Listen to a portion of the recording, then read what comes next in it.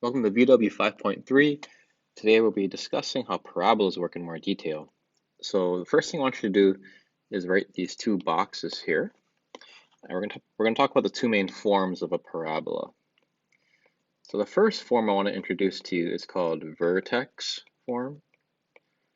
And this will look familiar from our graphing unit. It looks like this: y equals a times x minus h quantity squared plus k, where the vertex is h comma k. This is the most useful form because in this form it's very easy to graph. We know our parent is x squared, and you apply the various transformations here. Now the form we're going to see most commonly is called standard form. And that's what we'll put in this box. That's going to be y is equal to a x squared plus bx plus c. And again, that's our most common form. So for our first question, it says graph the function, find the following information. So find all this stuff. What we're going to do is put it into vertex form.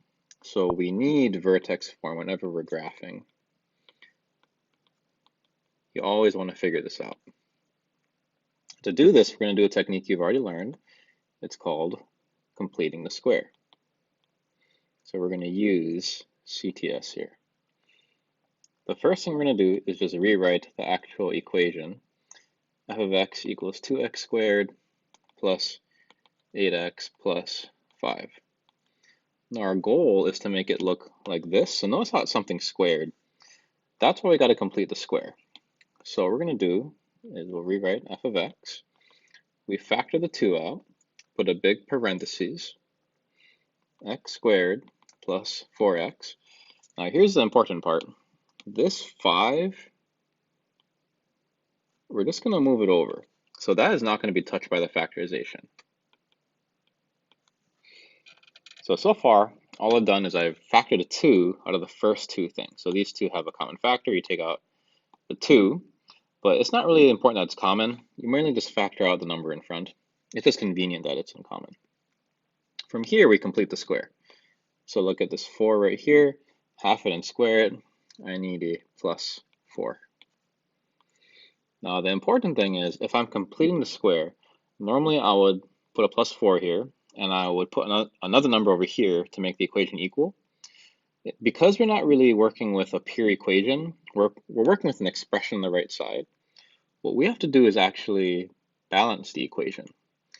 So if I were to multiply this out, 2 times 4, what we've just done is we've added in an extra 8, right? So that's why this expression is 8 more than this one.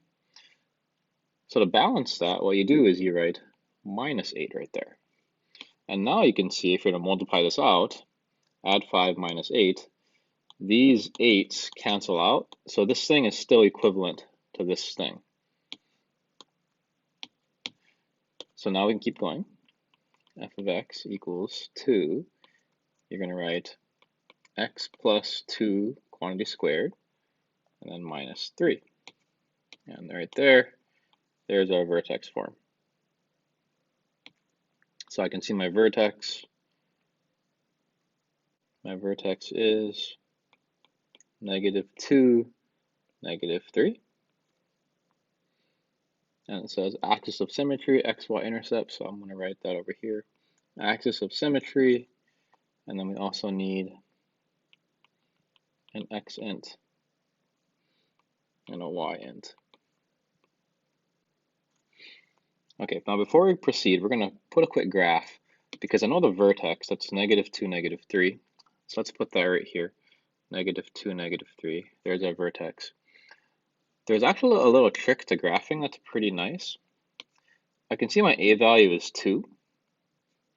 And the way parabolas work, for the stretching anyway, is your base points are always going to be, you have your vertex right here, and then the 2 points next to it are always going to be 1 over and a up. 1 over and a up. And that's kind of relating to our transformations unit that was last test. And we can have a nice parabola right there. So I can kind of follow that strategy here, because I can see a is 2. So I'm just going to go 1 over up 2, 1 over up 2, and then I have 3 nice points right there. So right there is a pretty good sketch of a parabola with 3 accurate points.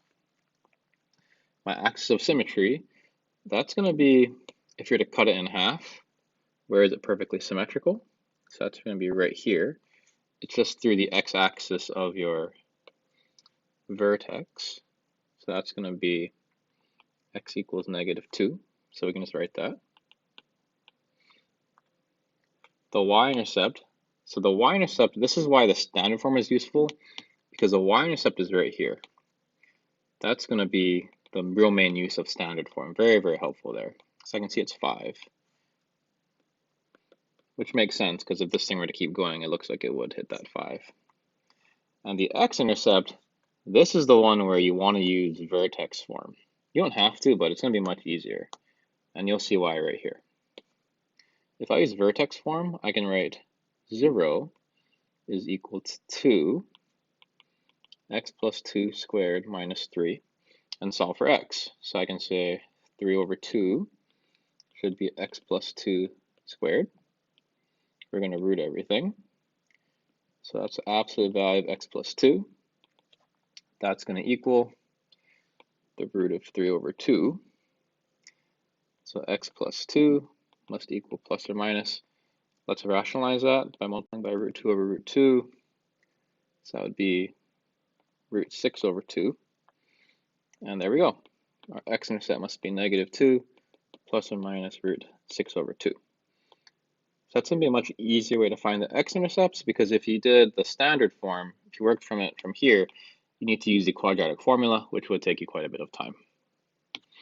Okay, A is done. Let's go to B, domain and range. Look at the graph here. For parabolas, it extends left and right forever. So just write all real numbers for your domain.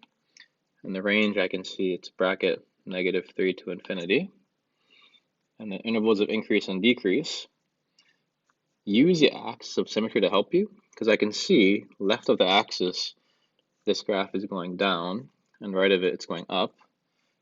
So for decreasing, I'm going to say it's -infinity to -2. For increasing, I can see it's -2 to infinity. And there's a complete problem. Now to practice this technique to complete the square, I'm going to show you a little harder one. Notice how there's a negative here. So I'm going to do the exact same thing we just did.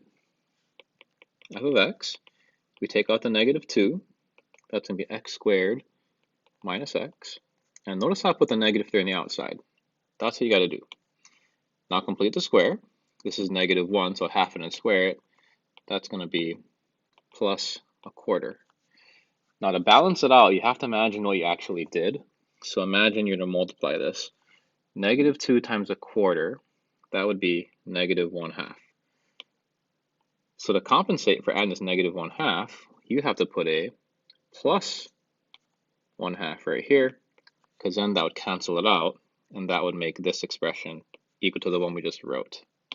So think of it as like compensating. Now we proceed.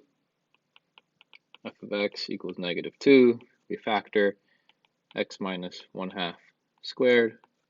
That'd be minus 5 over 2. And then we box this thing.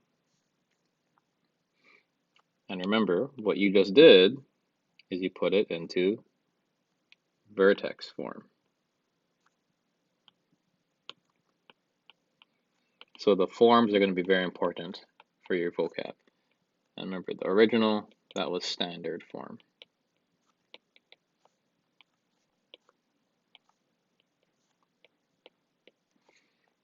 So now it's in vertex form. I can see the vertex. I'm going to say the vertex is 1/2, -5 over 2. The axis of symmetry, you might notice that it's simply the x coordinate, because if you look at our picture here, it has to pass through the x value of the vertex. So I'm just going to write x equals 1/2. And then I need domain range. Domain is all real numbers. And for the range, it might help to visualize it. I know that the vertex is 1/2 -5 over 2. So that's in quadrant 4. it's opening down since that's a negative parabola.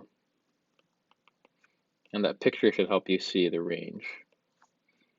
That's negative infinity to negative 5/2. And that is the complete problem.